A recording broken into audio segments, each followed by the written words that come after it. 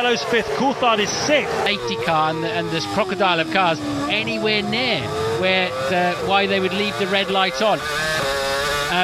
Montoya was penalised last year for that. That's a big accident for Kubica, and a horrible accident going on there. He's moving his hands, and obviously safety car will be out again. But he must have tangled with somebody in the braking area down there into, I think it's turn 10, into the hairpin. Kubica then, a lot of energy going on in that impact. Horrible accident. Safety car deployed again, obviously, and you may find a couple of cars coming in. Kovalainen and Coulthard. Let's hope that Robert Kubica is okay. The track marshals are down there. It's on the run down to the hairpin, and he's hit the wall on the right-hand side there, on the run, the braking zone. They brake from 190 miles an hour down to just 40 miles an hour there. So that's the sort of speed that Kubica would have been travelling at when that accident happened. Here's Renault, this is what they're doing here. You have to use both types of tyre during the course of a Grand Prix. I imagine what Renault are doing is just putting some tyres on, doing one lap, so that they can come back in again and go back onto the preferred race tyre. But all our eyes and all our attention are on Robert Kubica at the moment.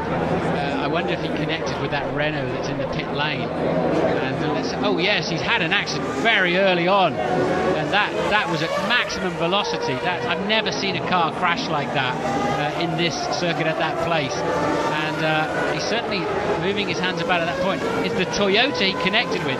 He took off, oh yes, and head first into it. So nearly collected the Toro Rosso of Scott Speed that you would have thought in any normal circumstances would have been well out of the action, and that was a huge impact.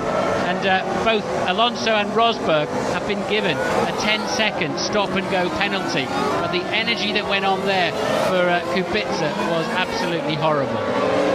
Yeah, so Alonso and Rosberg clearly did have to come in. They would have run out of fuel if they had not made their stops at that point, and they had to just take the pain.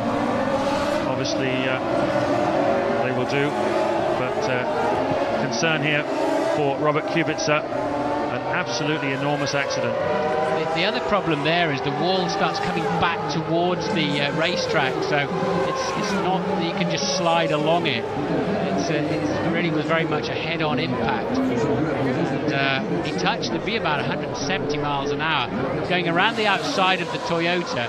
It seems as if the Toyota didn't know he was there, and as soon as he hit often you get a little roadway for the emergency services and marshals to use, and it just launched him up into the air.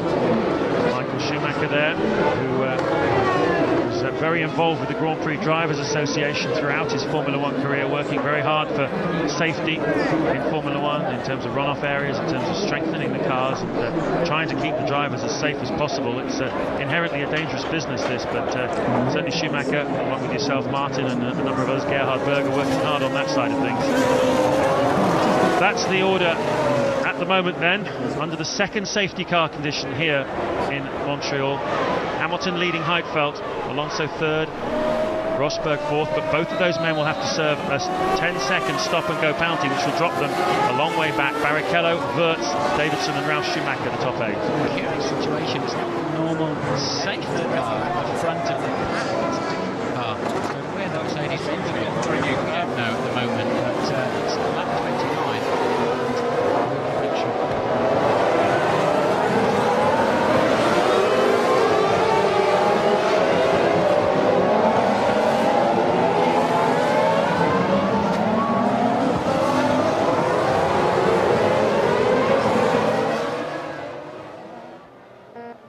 Concentrate on your race, mate. Concentrate on your race. Keep the tyre pressures up. Keep tyre pressures up.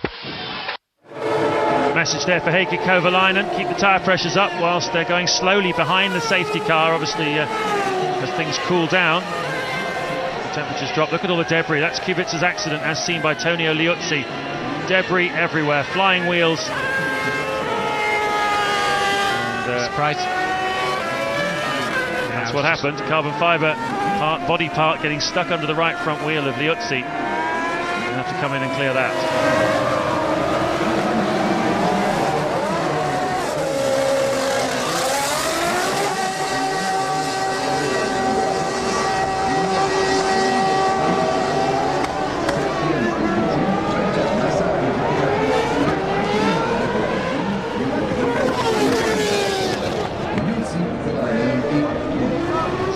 Kubica also taking advantage of this situation to put on the least favourable race tyre, which is the super soft, the one with a white stripe on it, and presumably they'll come straight back in again afterwards, so that they'll have fulfilled their obligation to use it for at least one lap during the race, but they can then race on the faster tyre for the rest of the race. Lewis Hamilton not doing that, neither's Heidfeld. Alonso and Rosberg will have to serve their stop and go penalty at some point. Jarno, push now. We will stop you again. Box again. We put you on prime. That's what I was talking about. They're going to bring him round and put him back onto the favourable race tyre. This is an opportunity for a number of cars and drivers here. The pit lane is open, so those who've gone for the super soft, and it looks like quite a lot of people have, will now come back in again. So the race order will be completely jumbled around for the cars in the midfield that took this gamble.